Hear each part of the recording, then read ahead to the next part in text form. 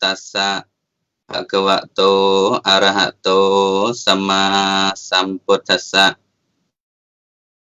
My homage and veneration to the Blessed One, the fully enlightened one, the Buddha, and also the Dhamma and the Sangha. First of all, I also would like to pay my great respect and obeisance to Venerable Mahasangha, brothers, sisters, and friends of the universe.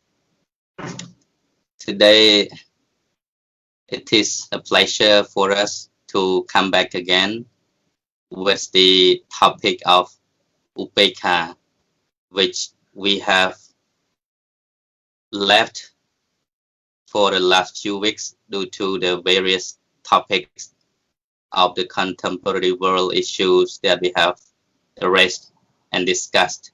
So today we're gonna talk about Upekkā in English version. And as you already know that Upekkā is very, very important topic in Buddhism, and it is very related in daily life. So that is why our Dhamma talk today is going to discuss about Upekkā in order to for our speakers to analyze, also to point out the meaning, also the application on daily basis, how we can apply the teaching of the Buddha, especially Upekkā, on our daily basis as to achieve a happy life. So first of all, I also would like to pay my respect to venerable speakers who are present in this Dhamma talk room. First of all, I would like to introduce our first venerable speaker, Bhikkhu Dhammasena Hasinghai. And Venerable is the Executive Director of Buddhism for Education of Cambodia. In short, BEC, which is located in Kampong Sima village, Sangkat Watko, Battambang City, and Battambang province, Cambodia. And he has been very active in teaching Dhamma both in Cambodian and especially in English language, and also involved in many social activities in order to help support the development of the Cambodian society. And secondly, we have with us to join the discussion today Most Venerable Kassapa Honkamara. He is now the Executive Director of International Cambodian Buddhist Center in Sri Lanka. And Venerable is also very prominent young Cambodian monk who has been very active in spreading the Buddha teaching, especially in on international stage. And recently, Venerable also conducting many meditation courses as to help people get involved with building mindfulness and cultivating a happy life. And thirdly, we have Most Venerable Dhammasiri Samjanti, who is now the Secretary General of the Cambodian Buddhist Monk Society in USA. And Venerable is also the Abbot of Wat Khmer PRC, Arizona State, USA. And Venerable also is very prominent in the Buddhist scriptures, especially he has written so many Dhamma books, which are the source to and references to study Buddhism, both in Khmer and English.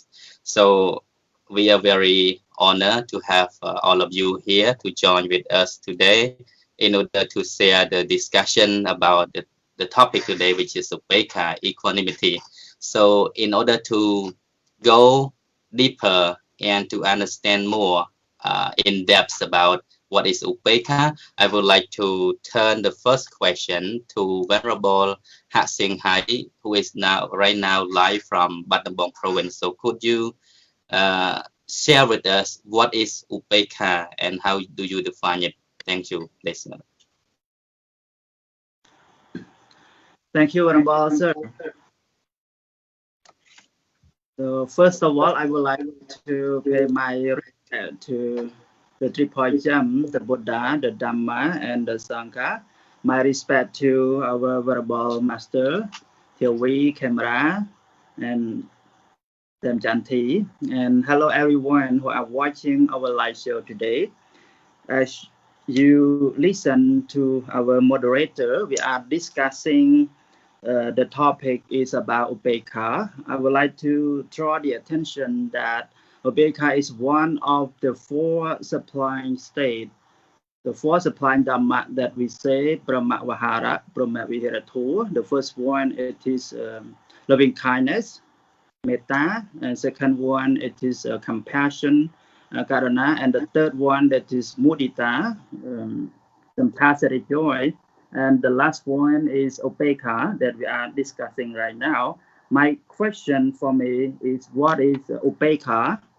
So Upekkā is Pali term. I think it's very hard to understand for you as well because it's not so familiar for you. And it is Pali term. So I can divide it, the word Upekkā from Upa and Ika. So what is Upa? Upa is close. It's nearby, and Ika, that is to see.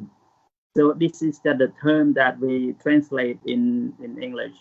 But the definition is that Upekkā is equanimity. Equanimity, this is the exact meaning of the Upekkā.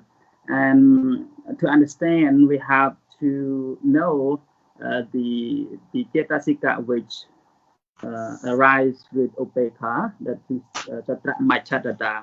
So the Machadada is a mental state. So it is the equanimity. And another thing that to make you more understandably, that is a stability or unshakable balance of mind. So unshakable balance of mind, I think, is understandable because in our life we experience a lot of things. First important thing, it is the worldly Dhamma. You know, the worldly Dhamma, that is the 8 worldly Dhamma, Loka Dhamma, Lokator in Khmer language. So we have gain, no gain, we have fame, no fame, we have praise and blame, we have happiness and suffering. So always experience all this Dhamma. So when we are happy, you know, we feel excited, and when we suffering, we feel pain. So to make our mind stable or stability and balance, so we have to practice Upekkā. So this is the definition shortly. Thank you very much. Thank you so much, Master Hat Sing Hai, for your elaboration and definition of Upekkā, which I can get in brief.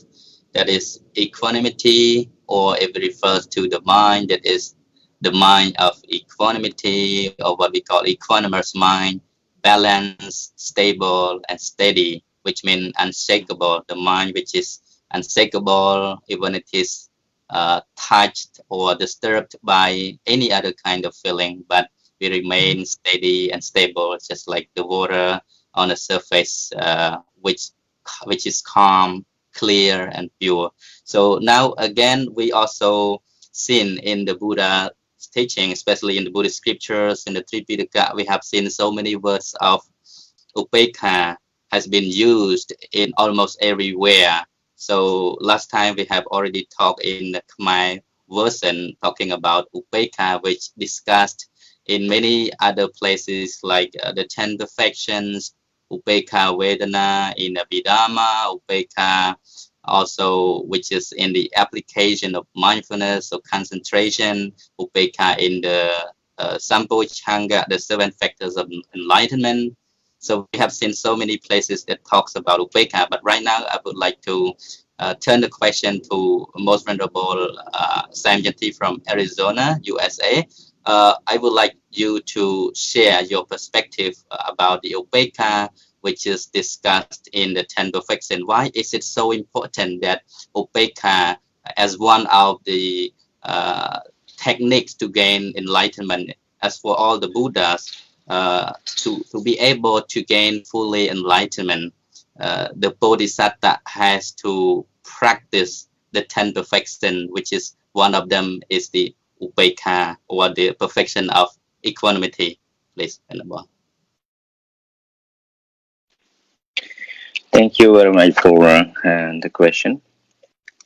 First of all, I would like to pay my deep respect to the Triple Gem, Buddha, Dhamma, and Sangha, and my veneration to all the most venerable Mahasangha, especially our distinguished talker, speakers, and moderator, and all people, Dhamma friends. Yes, today I have again opportunity to come here and talk about Upekkā Equanimity. So as Venerable Dhammasena and Venerable Munipoto mentions about Upekkā, the word Upekkā, as we know, is equanimity or unshakable mind or steady mind and balancing mind. It is the means of Upekkā. And Upekkā is classified in many types. But in the perfections of the Buddha, as we know, there are 10 perfections, starting from Dana Parami, the charity or the perfection of charity or giving, Sila, Nekama, Panya, Virya, etc., until the Upekkā.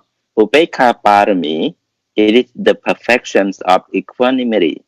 That is the most difficult and the most necessary for all perfection. If other perfection from Dana Parami, Sila Parami, Nekama Parami, Panya Parami, Virya Parami, Satya Khanti, Athitan, Metta Parami is not covered by Upekkā Parami. So all the Parami is reach the ultimate Parami, ultimate perfection. So it is fulfilled because of Upekkā Equanimity. So what does mean Upekkā in Buddha's perfections? Actually, if we say about Upekkā, we have to say about Metta, Karuna, and Mudita also. But we all know already about Metta, loving kindness, compassion, Karuna, and altruistic joy, Mudita, or sympathetic joy or gladness, as we mentioned previously. But Upekkā is related to each other, especially the highest state of mind. It is just only state of mind. So as Venerable Dhammasena mentioned, Upa and Ikka. Upa means closely or to go, and Ikka means to see or to view or to look. So literally, Upekkā defined as viewing impartially or viewing closely. It means the mind is neither attachment nor aversion.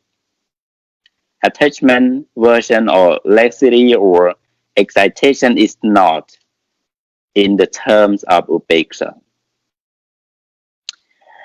And Upekkā is just only balancing mind, the state of balance of mind.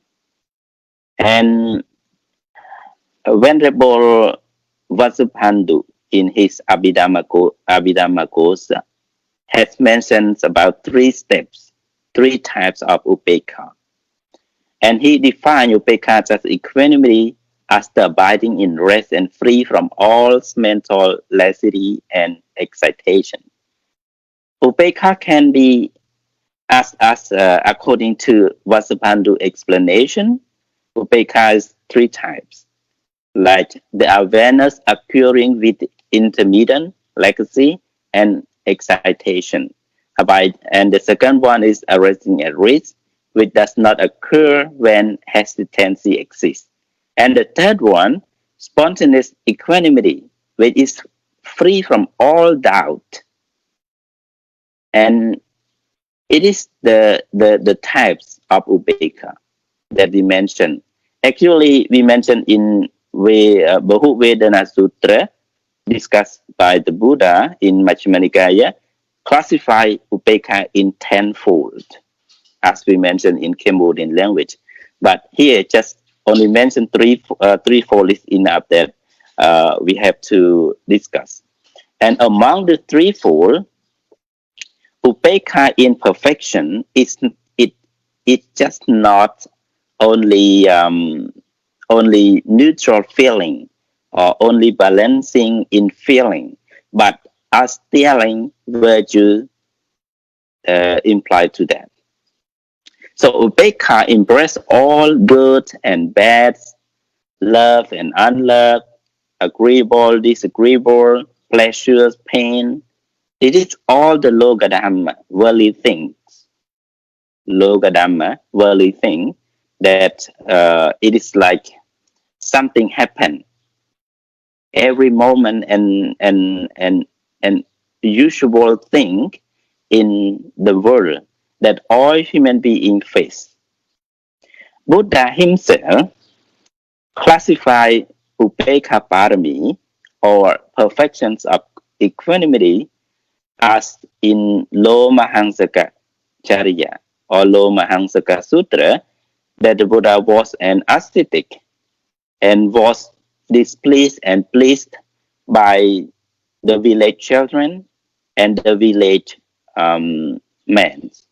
And the Buddha at that time, as a Bodhisattva, he said in his word, those who caused me anguish and those who gave me happiness, I was the same to them all. Kindness and anger did not exist.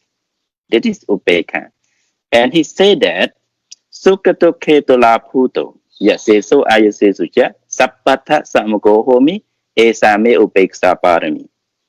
Having become balancing toward happiness and anguish, toward honors and reproaches, I was the same in all circumstances. That is my perfections of equanimity. So Buddha discussed himself and defined himself. The Upekkā Parami it means to equal and balancing to all a worldly thing. So this is the Upekkā in perfection. Thank you very much. Sadhu, Bhante Dhammasiri, for your well explanation about the Upekkā Parami or the perfection of equanimity, which is very compulsory for any bodhisattva in order to gain complete enlightenment as the Buddha. He has to go through and undertake these 10 perfections. So you already also mentioned so many places in the Buddhist text that talks about Upekkā, where I can catch up with the meaning about balancing the mind between happiness and sorrow, fame, defame, gain and loss, praise and blame, etc. So that is very interesting that you add to the point where we discuss about learning how to get a mind of equanimity, Upekkā. So now, without further ado, I would also like to put another question for Most Venerable Kassapa on camera. I know that you've been teaching meditation and yourself been practicing samadhi or meditation for a number of years. So in this case of meditation or or concentration, samadhi. How Upekkā play its role in the case of meditation? We see that Upekkā has also been mentioned in terms of samatha, samadhi, or concentration. So, what is your response on that? Thank you.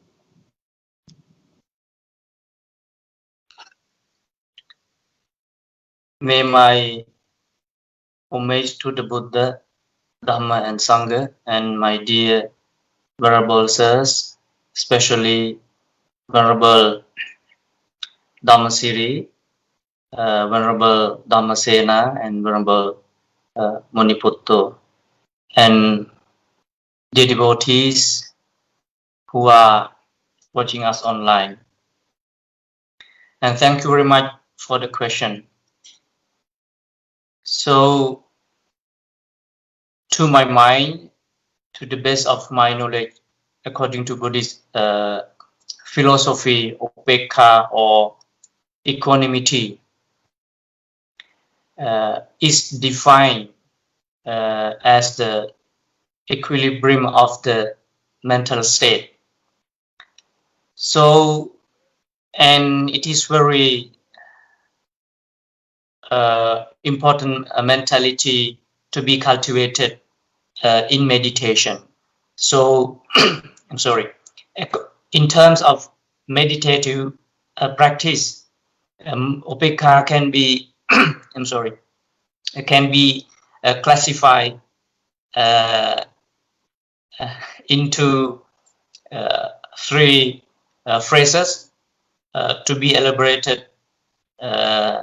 So the first one, I mean, from the basic level, as you know, that every single of meditator practices mindfulness of breathing. So meditators are recommended and advised, to remain equanimous while they are observing the breath. So the technical phrases using in order to related to or refer to equanimity is merely observing the breath without reaction, without judgment, without criticism.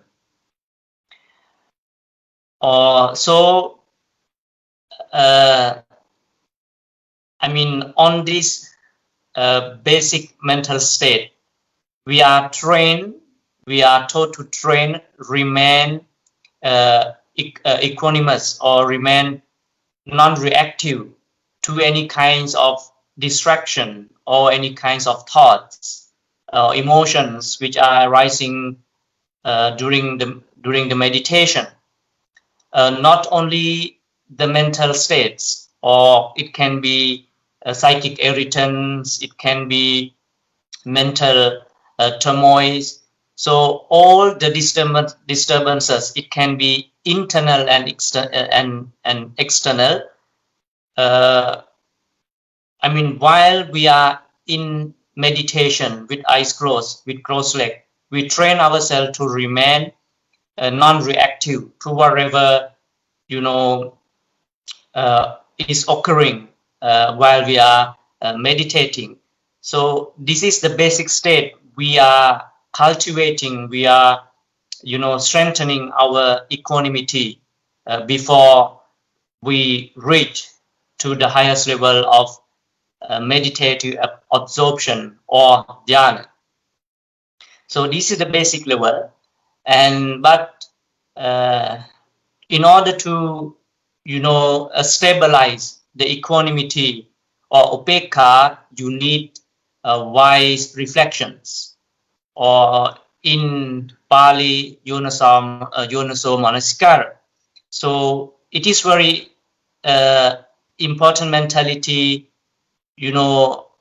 going side by side with the equanimity. So equanimity cannot be, cannot stand alone without wise reflection, because wise reflection is the stabilization mentality, to keep equanimity arise and to balance the mind. So this is the basic explanation in terms of practicing breathing exercise, and you know it very well. So let me repeat again. So the technical phrases we use to remain, to remind the meditators or ourselves, if remain equanimous, non-reactive, just observe the breath without reaction and criticism. This is the way we train ourselves to remain equanimous or remain in Upekkā. So the second point I want to make is Upekkā can be cultivated up to the dhyana, meditative absorption. I mean, in terms of cultivating Brahma Vihara, Chattara Brahma Vihara, so the four sublime states or four immeasurables. So Upekkā can be cultivated up to for dhyana. And Upekkā is not in first or second or third dhyana, it is in fourth dhyana. But as Venerable Dhammasiri mentioned, Upekkā cannot be cultivated alone without the foundation, without the assistance of loving friendliness, metta, compassion, karuna, sympathetic joy, mudita. So in cultivating four sublime states, I mean in practicing meditation, to reach the dhyana or the highest concentration, you need to cultivate these four together, I mean gradually. First is metta, then the final one is upekkā. But without practicing from the basic level, you cannot reach the highest level. So the final one, what I want to elaborate is, you know that, I mean, from the basic level where we practice non-reactive mentality, you know, in mindfulness of breathing exercise, when we are qualified enough to reach, you know, the highest level of concentration, our upekkā, our equanimity is very pure, is very wide, is very bright. But as I mentioned earlier, it can't stand alone. I mean, upekkā in fourth dhyana or in fourth meditative absorption becomes bright and pure because of the support of mindfulness. So upekkā satiparisuddhiṃ. So this is where you know, the discourse emphasizes that upekkā can be pure, can be bright, only the mindfulness is come to the peak of its purification. So in conclusion, even from the basic level to the highest level, upekkā keeps its quality from the beginning to the highest level. So the quality is, as Venerable Dhammasiri and Venerable Dhammasena elaborated, the balance of the mind or the steadiness of the mind. So that's all from me. Thank you very much. Sadhu Pandey, that was very insightful, where you talk about Upekkā, the mind of equanimity when it comes to the meditation practice. And as I can get from the point where you talk about non-responsive or non-reactive, especially when you are meditating with the eye closed, observing reality, observing the phenomena which is arising and falling in time of meditation practice. So we just see the nature of things, the phenomena which arises and fall away. We just see to its true nature without blind reaction to whatever feeling that we may face during a time of meditation, whether you feel painful, whether you feel happy during the meditation. So all you need to do is to keep your mind balanced, and that is you maintain your upekkā. And as you already mentioned, that upekkā can be developed up to the fourth stage of jhana, or the absorption, mental absorption or jhana. And so you also place the importance of mindfulness or sati, awareness, only with full awareness that upekkā can be purified, that upekkā can be very pure, calm, and clear. Without sati or full awareness, upekkā cannot be truly arrived, especially at the to reach at the level of the fourth stage of jhana. So thank you very much for your very insightful explanation concerning what's the upekkā in the meditation practice. And again, I would also like to turn to the attention of audience. If you have any questions concerning what's the topic that we are discussing right now, or some factors which are not clear to you that we've been discussing over, so you can also comment your question in the video, and at the end of the session your questions will be brought to the speakers. So again, without further ado, I would like to begin again with another question to Most Venerable Dhammasena Singhai, who is live from Battambang, Cambodia. Well, we have talked a lot about the meaning of upekkā, and upekkā, which is mentioned in the 10 perfections, the 4 immeasurable abhamanya or Brahma Vihara, and in meditation practice. So right now, I would like to know about the way to apply upekkā onto daily life, especially, you know, because we face so much things concerning with the everyday life. You know, sometimes we face happiness, sometimes we face unhappiness, sorrow. So life is about always about the ups and downs. You know, this is the vicissitudes of life. It's about ups and downs. We not always face things we want, but at the same time we also face things which is unwanted, unpleasant. So right now I would like to ask just only one area.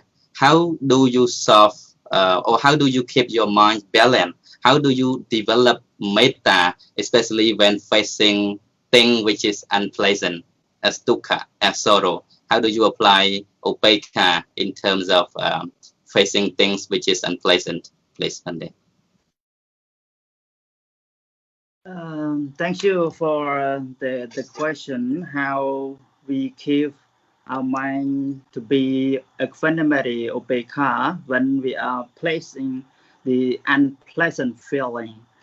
Yeah, in our life we face a lot of problems, face a lot of experiences, like you know, it's happened in life as a peer.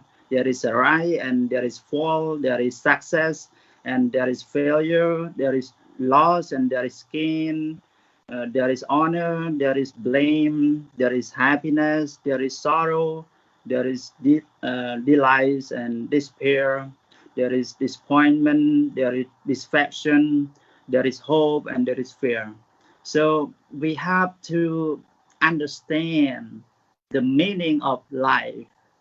So we do not, you know, experience only the pleasant feeling, and pleasant feeling also happen in our mind. So this is the reality.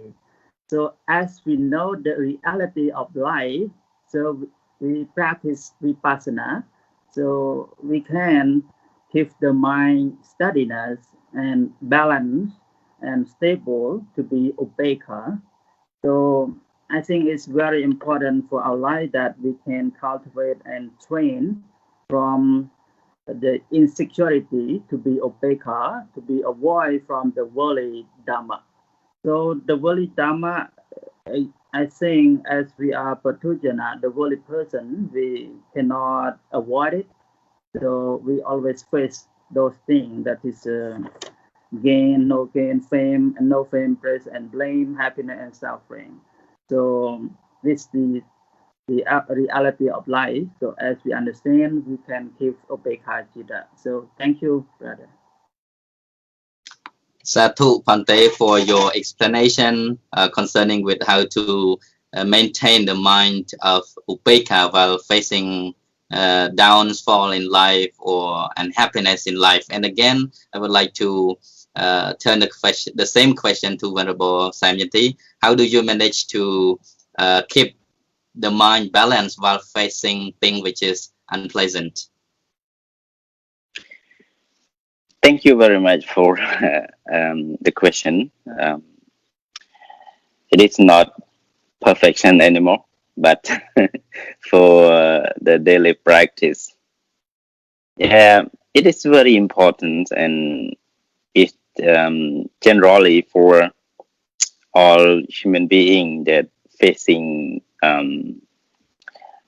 worldly thing, like the most venerable Damasena mentioned about 8 bases of the world, like gain or loss, fame, defame, pleasure, displeasure, honor, dishonor. That's all of these worldly things are existing in our day-to-day life. So, in order to maintain our mind in balancing position, we actually have to cultivate, develop from the very beginning. I mean, to reach equanimity or upekkā in our daily practice, we cannot practice upekkā alone without starting from metta, karuna, and mudita, as mentioned by Venerable Brother Kashyapa. So it is very important that we understand that one may think that upekkā is very easy to practice. Why? Because they think that every human beings in the world faces karma. So in front of suffering, they said, "Oh, it is just only karma, just only karma. There's a past action, previous action that we have done in badly. So I don't mind about that. So I don't happy or I don't suffer along with all of these things." But it is not easy like you think. Upekkā in our day-to-day practice is to understand the reality of the world natures, understand the realities of the Dhamma, the natures of everything. So, without attachment and aversion, upekkā is in balancing. You have to develop first loving kindness. Without loving kindness, you cannot gain another thing, another step, compassion or gladness. So no space of those 3 steps, metta, karuna, and mudita, you are not easy to reach equanimity. So the minds of the person who stays still, it doesn't mean he can upekkā. But we have to see what is action, what is mind, and what is consideration. So if you think that just only stay still, just only not working, not acting, react to something, situation is gaining upekkā, is not totally correct. Because upekkā can be misunderstood by passion and by unintelligence or delusion. Raga and moha. Raga means passion or and moha, the delusion or unintelligence, is the close meaning of upekkā. With ignorance, you can be said also, you can confuse about upekkā also. In the passion, you can also confused with Upekkā's mind. So that's why to apply our practice of Upekkā in today life, we have to practice along the Metta, Karuna, and Mudita. So when we face suffering and we face the over joyful thing, we have to consider, in this karma, in this the Dhamma, the law of the birth, and we have to study, we have to understand, developing, learning, and practicing. Not just only placing the mind in middle, in balancing without knowing, without understanding anything, but to practice along Metta, Karuna, and Mudita, and then you can place the Upekkā Chitta, Upekkā mind. So Upekkā in day-to-day life is to maintain, to understand the reality in the universe. Thank you very much. Sadhu Bhante for your explanation in terms of Upekkā to be applied in daily life, especially in terms of when we face the downfall in life, especially when we face sorrow, thing which is unpleasant, unwanted, loss, failure, or many kinds of things which is negative that happen for us in life. I know that it's very hard for us to keep the mind balanced when we face the downfall in life, especially we lost job, maybe the failure in business, or maybe failure in education, or the breaks of friendship, anything which is negative in life. We know it is very hard to keep the mind balanced, while at the same time it is even harder to keep the mind balanced when facing the success.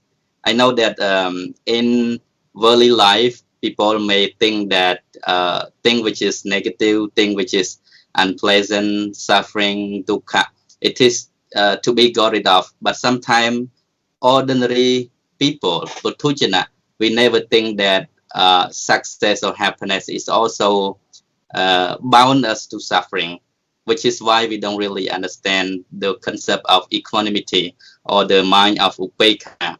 So because it is very deep in the teaching of the Buddha, when we talk about Upekkā, to keep the mind balanced or to be equanimous means not being attached to the happy feeling, pleasant feeling, or being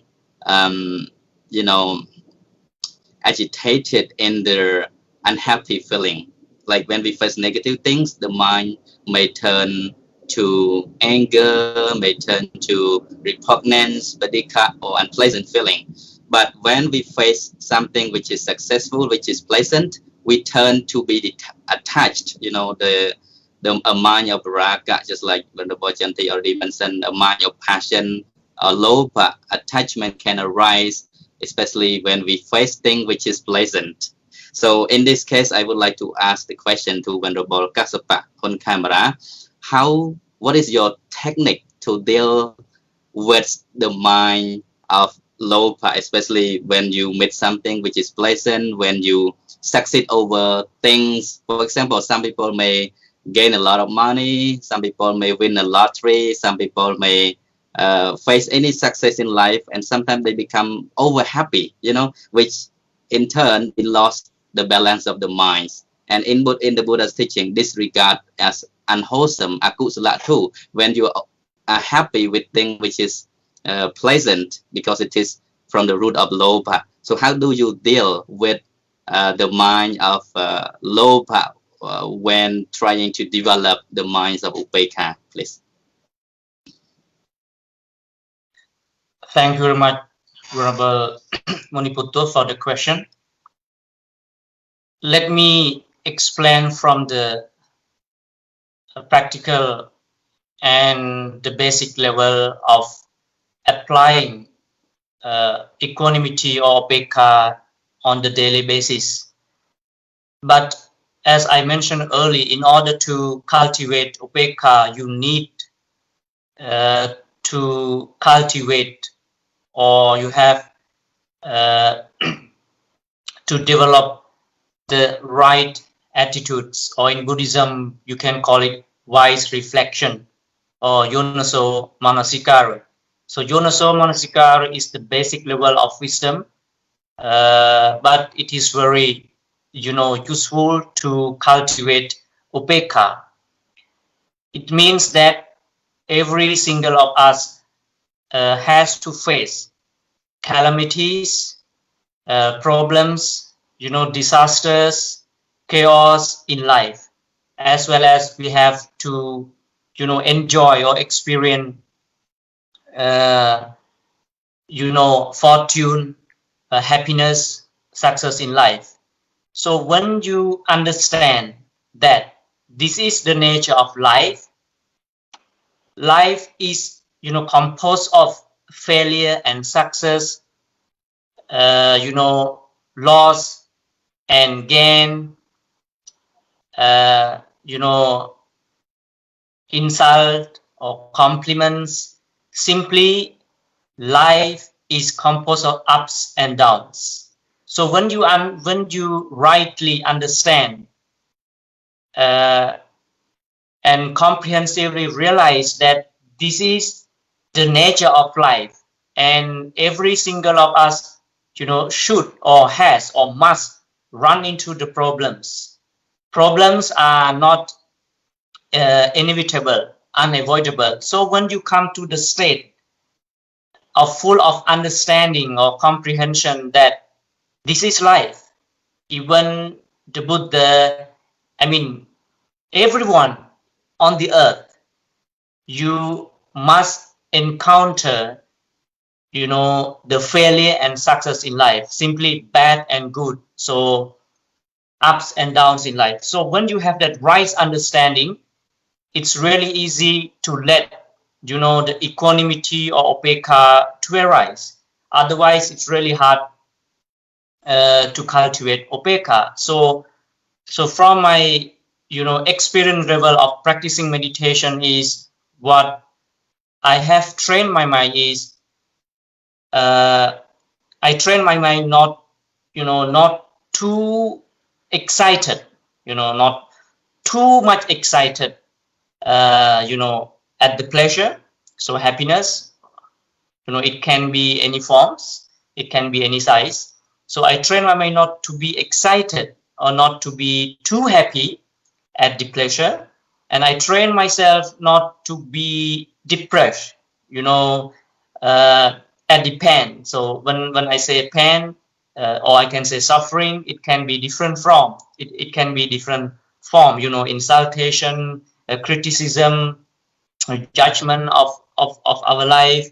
So when we remain equanimous and we train ourselves not to react that fast. So I'm not talking about the highest level of practicing upekkā, because we are still ordinary human, even we are monks. So I try to remain calm, not to react, and thinking that this is life.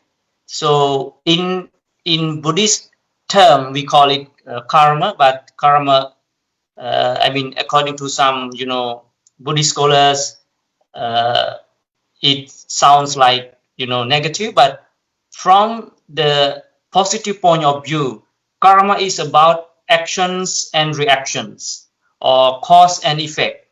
So whatever we experience in life, it's not new thing to to life. This whatever we are experiencing right now or in the future are the causes of our reaction in the past. Or so when I say actions, it can be mental, verbal, and physical.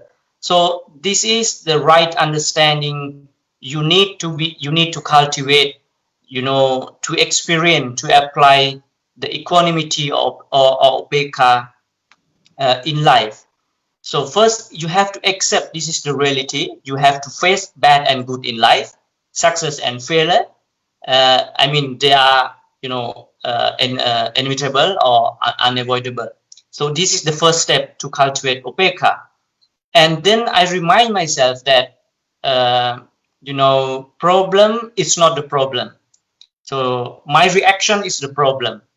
So when I remind myself by using this phrase, so it reminds me of the teaching of the Buddha to let me to sit for a while and reflect all the natural phenomena happening in my life. So and the final phrase that every single of us knows is all beings have actions and reaction or karma as their own. It means we have our action and reaction. So I mean, problems, bad things don't happen only to us. It happens to everyone. So when we generalize, when we generalize the problems in our life to everyone, so we can feel, to some extent, the equanimity, equanimous state of mind. So this is the technique. This is the experience I apply on my daily basis. So that's all from me.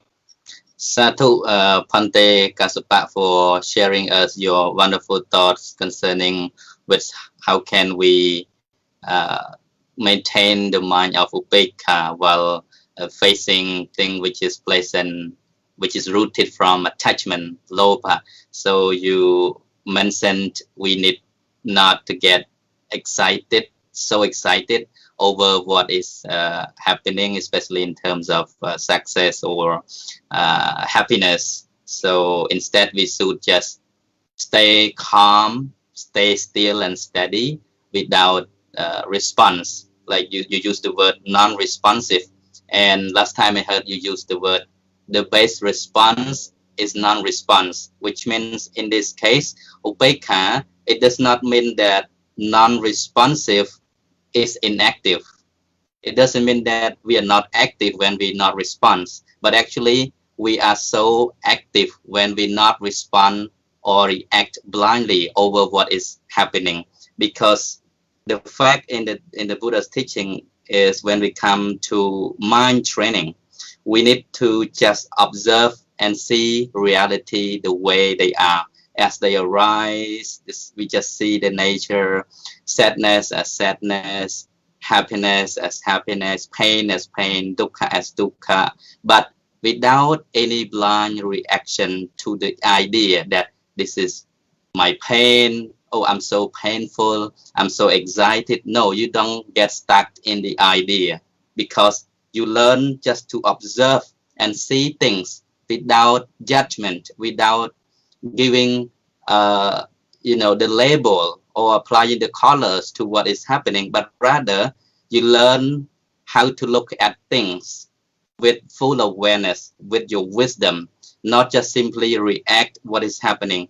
So we know that the mind pattern of every very ordinary person like us, we normally very responsive, very reactive.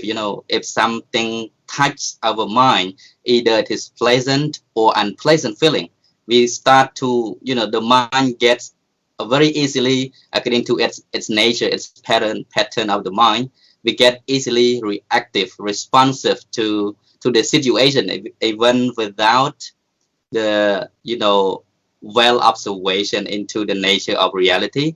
We just try, to react the way the nature of the mind is. So in this case, learning about Upekkā and trying to develop Upekkā on daily basis is very helpful, is very useful for us in order to cut the root cause of the samsara. In this cycle world, the round of dukkha is endless just because we don't know the root of the mind, which stem from ignorance, which stem from our hatred and attachment. So if we learn to keep the mind balanced with Upekkā, we just simply see things the way they are without our judgment or giving a label or reaction to whatsoever. So things arises, it will just fade away. And so we are not bound to suffering in terms of, building a mind of aversion or attachment. So thank you very much, all Venerable Sir, for your explanation. So now we come to the session of reading question. So I would like to just have a look at the question from the audiences. Okay, there is a question from, looks like Venerable, yes, so Thon Sung. Good evening from Tuol Tumpung Monastery. Could you tell me what is the difference between Upekkā in Abhamanya and Upekkā in Brahma Vihara? So Venerable Hat Sing Hai, what is your explanation on that? Upekkā in Abhamanya and Upekkā in Brahma Vihara, is it the same?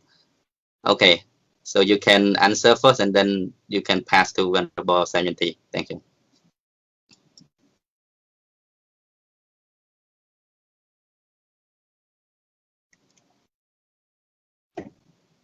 Oh, sorry, I cannot hear you.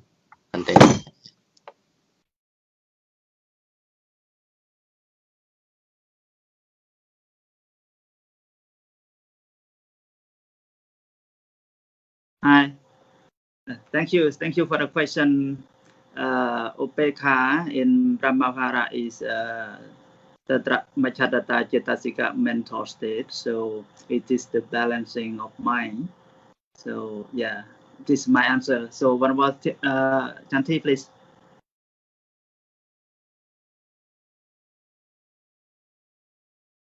Yeah, thank you for transferring the question to me.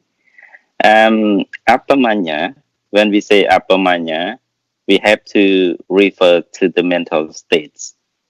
So Upekkā, even though in the 52 mental states did not mention exactly what mudita is, but it is mentioned that Upekkā refers to Tatra Machatata.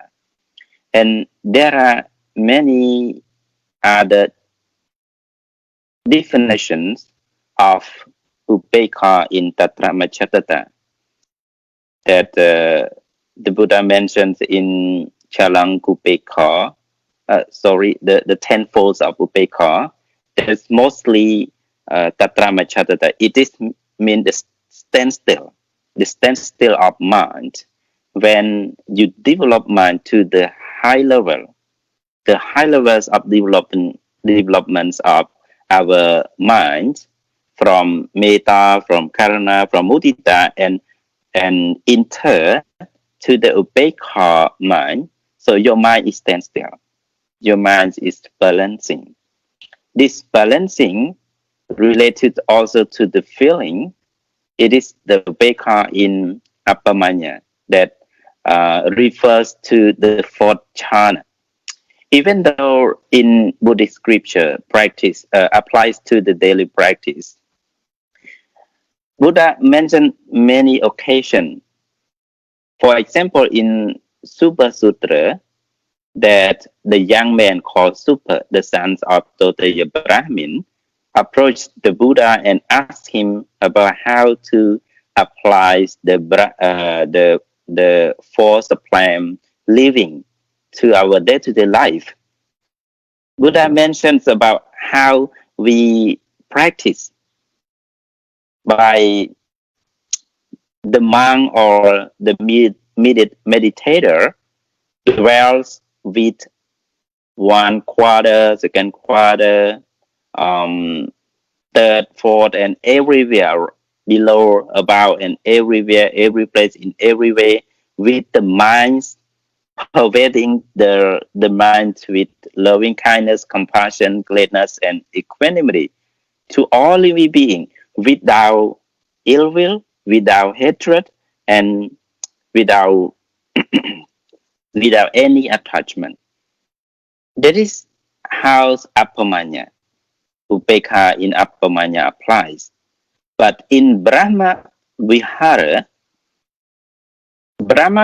also can be mentioned in the same way that the Buddha mentioned in the Buddhist canon. But in day-to-day life that we have, that we all know about how we practice, especially the Dhamma talk, the Dhamma speaker, like Dhamma Katika in all every spaces, talking about how parents applies the Brahma Vihara to their children. In this manner, Dr. Reed David, the first Tripitaka Pali English translator, explained about how Brahma Vihara applies in the parent minds. He said in his books, Dr. Reed David said that Brahma Vihara, like the mother who have 4 children, it is like that. Her desire for the growth of infant is as metta. For the recovery of sick child as the karuna. For the maintenance of the gift displayed by the youth as mudita.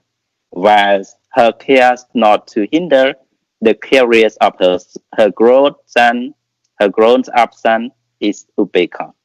It is how Upekkā in Brahma Vihara applies in day-to-day life.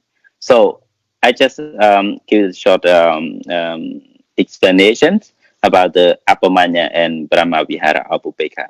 So thank you for the question. Satu Pante for answering the question, and I think the questioner would already got the answer, but I just would like to repeat again concerning what Venerable has mentioned. Like we have seen, like the Apamanya has been used like similarly with these 4 qualities of Dhamma, which is the 4 Brahma Vihara. Sometimes we call Apamanya, and especially in the meditation practice among the 40 objects of meditation of Samatha, we also see the 4 Brahma Vihara that we can practice to attain the concentration or jhana. So sometimes we see Apamanya has been used in the Bidama, especially in the mental factors. Among the 52 mental factors, we see Apamanya. There are 2 Apamanya, 2 immeasurables in the mental factor, which is metta, compassion, and mudita. Metta, loving kindness, and karuna, compassion. So these are the 2 Apamanya which act as mental state, cetasika. So whereas the Brahma Vihara, 4 Brahma Vihara is used in the object of meditation among the 40 objects of Samatha. So that's pretty much Venerable has already mentioned. So I would like to move on to another question from Sister Han Kunthia, and this question for Venerable Kassapa. When sati arises, is enough to overcome the unshakable mind or unwholesome, right? Why we still need to develop Upekkā? How is it different? So I hope you get the question, like because your sati, your awareness is already there in order to keep your mind balanced. When you have sati, your mind is balanced. But why do we need to, we still need to practice Upekkā? Can you have answered that, Ante, please? Thank you, Sister, for the question, and thank you, Venerable Soktivi, for reading the question. Let me explain the role of mindfulness. The role of mindfulness in meditation is to bring or to strengthen or to balance all the mentalities, especially wholesome thoughts, wholesome consciousness. So according to the Buddhist philosophy, when there is a mindfulness,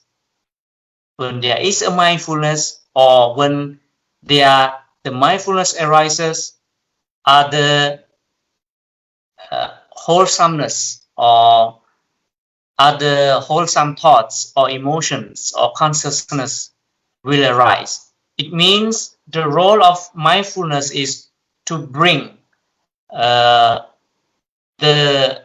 wholesome consciousness or kusala citta. So, from that point, mindfulness alone is not enough according to the Buddhist perspective. The term meditation is to cultivate the wholesomeness. So mindfulness is only the place, only the mentality or mental capacity to bring to all wholesomeness together.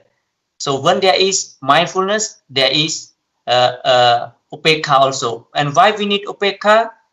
Because Upekkā is the equilibrium of mentality. So it balances, your mind not to react to the bad emotions, not to react to the good emotions. But the role of mindfulness is to know what is bad, what is good. So mindfulness is like a bodyguard or a manager, and he is the one managers now there must be Upekkā, now there must be metta, now there must be wisdom. So the role of mindfulness is to know everything, and he's the one who has the ability to distinguish what is bad, what is good. So when the mindfulness is bright and very comprehensive, what kinds of thought, wholesome thought bring to the state of mind. So in fourth dhyana, the mindfulness will bring the Upekkā. And you know why? Because mindfulness alone is not enough, as I told you, because Upekkā is the mentality to balance the mind, not to react. But in fourth dhyana, it's very pure. It's very pure. And when the mindfulness arises, the Upekkā is there, because even it is not mentioned in the first dhyana, but according to the experienced meditators, they explain that Upekkā is cultivated from the beginning when you sit for meditation. So in conclusion, you need mindfulness, and you also need equanimity, because they play different role in terms of purification the mind. So that's all from me. Sadhu Pante for answering the question. And I believe Sister Kuntia got the answer. And I just would like to give a little bit of a comparative question, because she asked, like, you already have full awareness, which in terms like your mind become more developed, become more stable with wholesome state when the sati is there. But why you still need to develop Upekkā? Because Upekkā can be purer and purer, so you can always keep developing it, like gradually, eventually. Just the same comparison, like some people ask, you are already happy, why you need more happiness? So my question is, don't you want to be happier? Don't you want to be happier than that? So that's the same apply to the question. And I would also like to correct my mistake. Yeah, I was talking about the two immeasurable, which is mentioned in the mental state, Cetasika. So it is Karuna and Mudita, not Metta and Karuna. I'm sorry, two immeasurable in the Cetasika, which is Mudita and Karuna. Thank you. And I believe there is another question from Sister Chok Supir. We might understand, I think this question for Venerable Hon Kamara again, who is the meditation teacher. We might understand the significance of equanimity, yet to develop the state of equanimity is not that easy, because throughout our life we have been reacting all the time. Would be Vipassana the only answer to help us developing equanimity? How would Venerable Sir kindly have to give advice to Verling on how to develop equanimity in easy steps if those never practice Vipassana? So I believe this question we can turn to every speaker, but let's start from Venerable Hon Kamara as the last message for the discussion today. I would like to have your last message, especially concerning with how to develop Upekkā in daily life concerning with the meditation practice, please. Thank you, my Venerable Sir, for the question, and Sister for posing the question.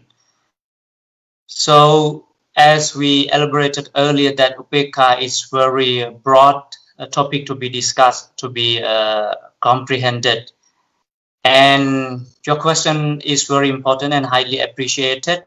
How we apply or practice Upekkā on the daily basis. I mean, as I mentioned earlier, first you have to accept the reality. This is very important. You have to keep in mind that you have to accept reality. Without accepting reality, you cannot cultivate equanimity. So the reality is life is composed of ups and downs. So when you openly accept the reality, okay, so the mindfulness is there. So when you honestly or realistically accept the reality that this is life, there is ups and downs, there are ups and downs in life. So once you accept the reality, you can use the Upekkā to understand I have to, I must, this is the word I use, I must face, I must encounter the difficulties and calamities in life as well as I experience the success and the happiness in life. So when you have the right understanding to accept the reality, the Upekkā is easy to be cultivated. So this is my answer. You need a right understanding. You need to accept the reality. Otherwise, you cannot cultivate Upekkā. So that's all from me. Thank you very much. Sadhu Bhante for your last message. And now I would like to invite Venerable Dhammasena Hatsinghai. What is your last message on Upekkā? Thank you, Venerable. I think when we practice Upekkā, it is very beneficial for our life, as we see the root of the word Upekkā. This is from Upa, that is closely, Ika, that is to see. So to see closely, that is to understand things as they really are. The question asks about to practice Vipassana, that is to develop Upekkā. So I think we can apply in our daily life as well for every people to practice Upekkā, to keep our mind stable and calm and balance of mind. Most important thing, I think, in the internetization, I mean, in the social media right now, we see a lot of things that happen, and most of the people just see the photo, just see something that happened on media, and they have the judgment. It is bad and it is good. We don't sometimes keep the mind balanced or to see things as they really are, because people always believe the vision of the eye, not the vision of the wisdom. So when we have Upekkā, we can see things as the vision of the eye plus with the vision of the wisdom. So it is the benefit of Upekkā we have to develop and practice it. Thank you.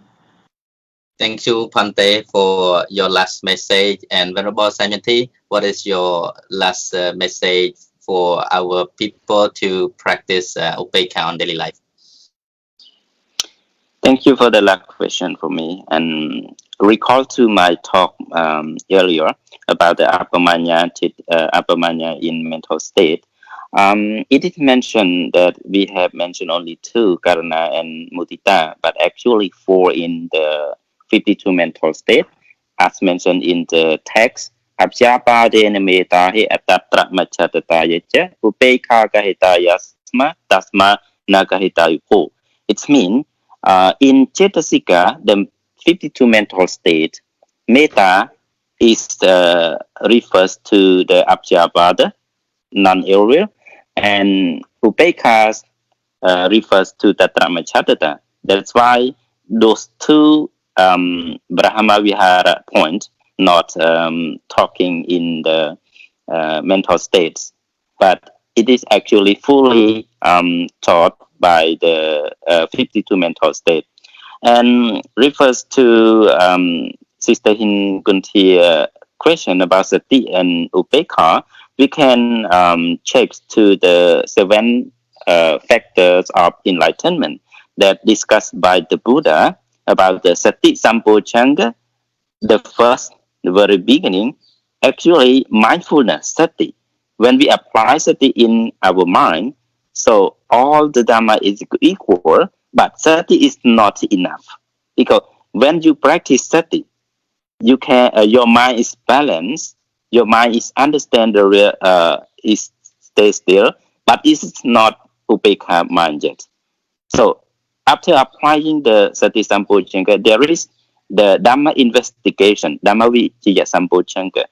Dhamma vicaya sampojanya is to study the reality, as mentioned by Brother Kashyapa, the understand the reality, and then piti, joyful happening in this dhamma investigation. And this piti, joyfulness also is not balancing. So we need much effort. Virya sampojanya. Try to cultivate. Try to do that more and more. Try to develop it more and more.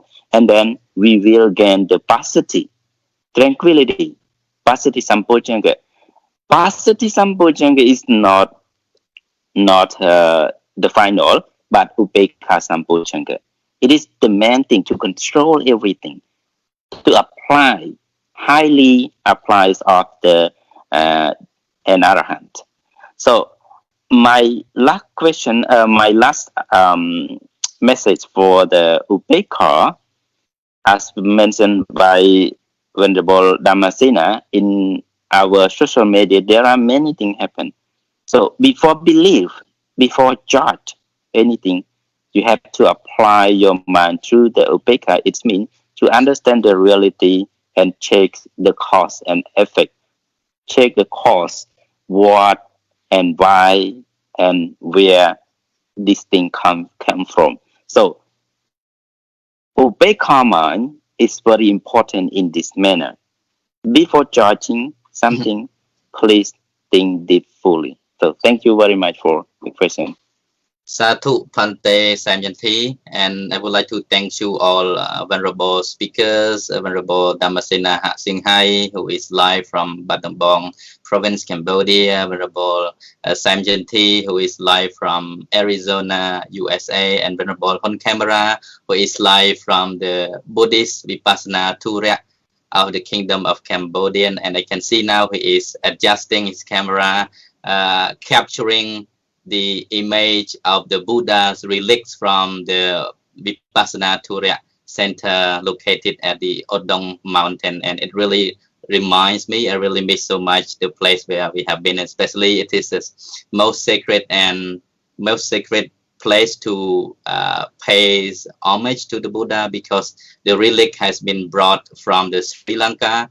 It was a donation from the government of Sri Lanka. So we're going to see that later when we come to meditation, Metta Bhavana, radiating loving kindness guided by Most Venerable Kassapa. But before the end, I would also like to add the last message that Upekkā, the mind of equanimity or equanimous mind, is very important, that we learn to keep our mind balanced in order to just observe reality, whatever is happening in our life, without immediate response to any situation.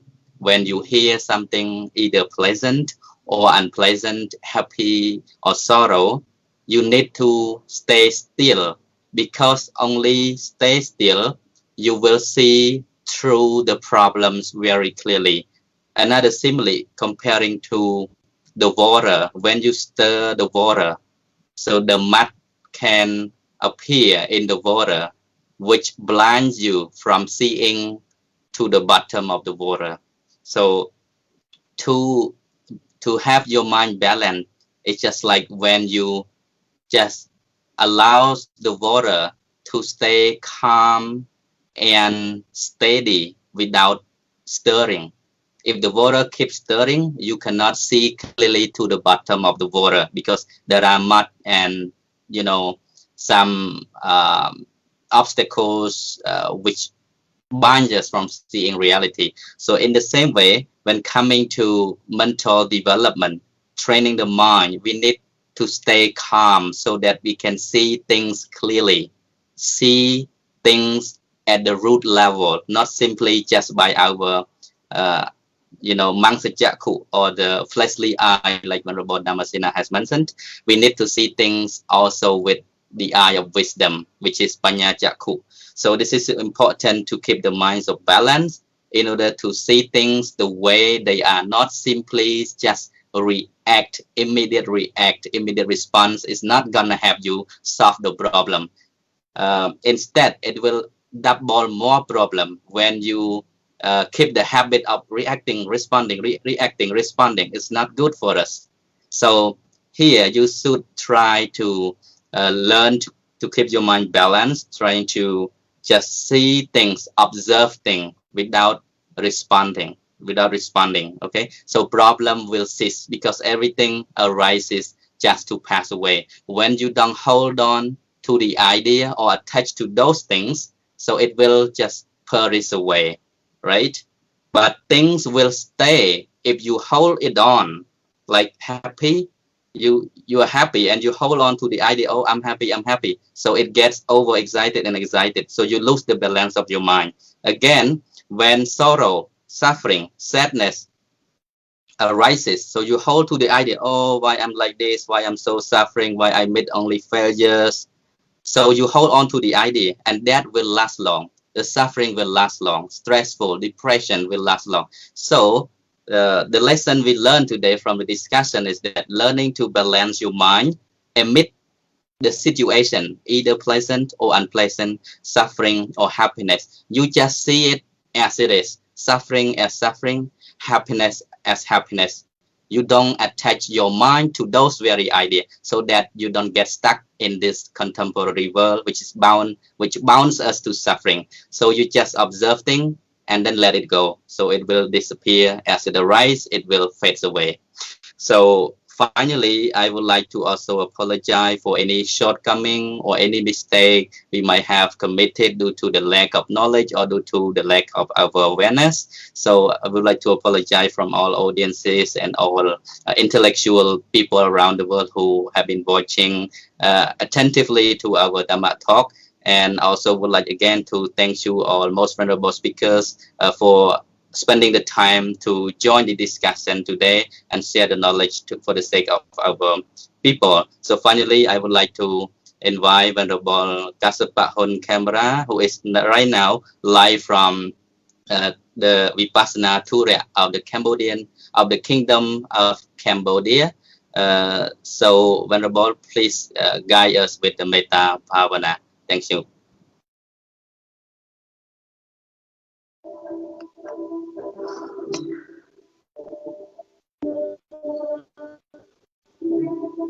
My dear Venerable Sirs and my dear devotees around the globe, it's time for us to practice loving friendliness meditation.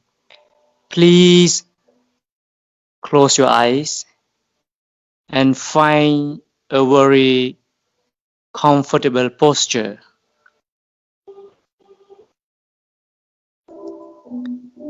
Please take a very deep breath 3 times to relax your mind and body.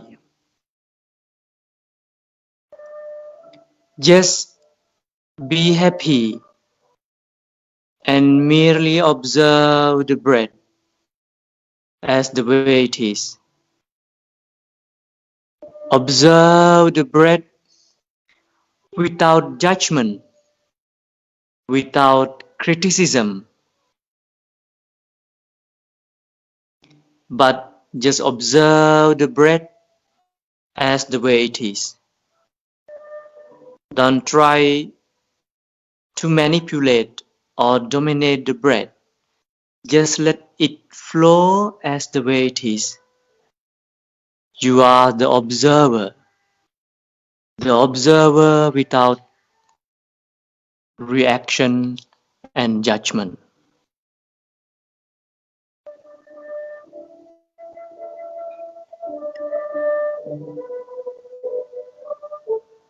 While you are observing the breath, you can pay your attention to what I am reading. May I be well and happy.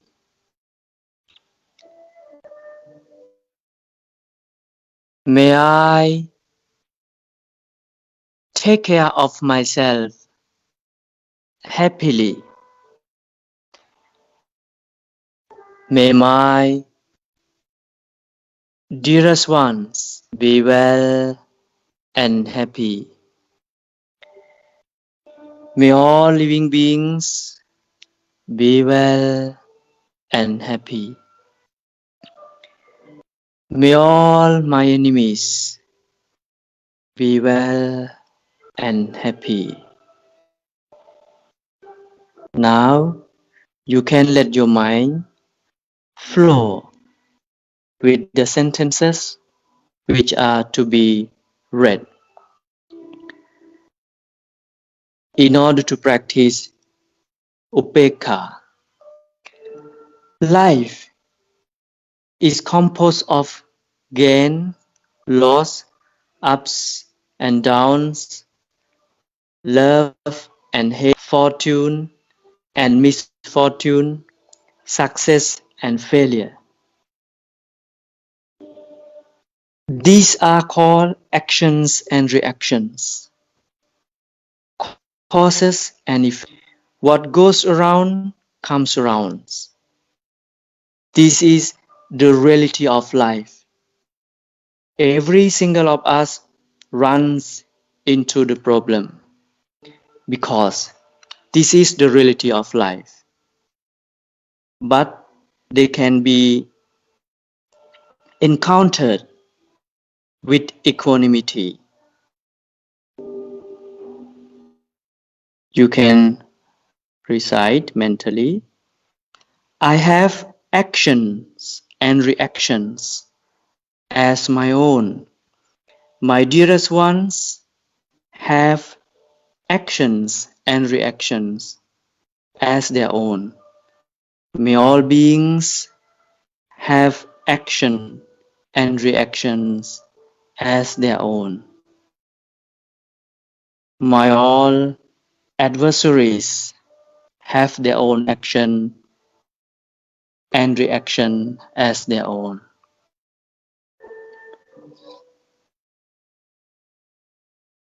Before you open your eyes, please take a very deep breath 3 times slowly.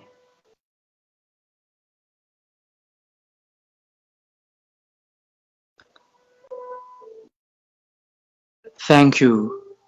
May you be well and happy. Sadhu, sadhu, sadhu. Well done, well done, well done. May all beings be happy. Good night.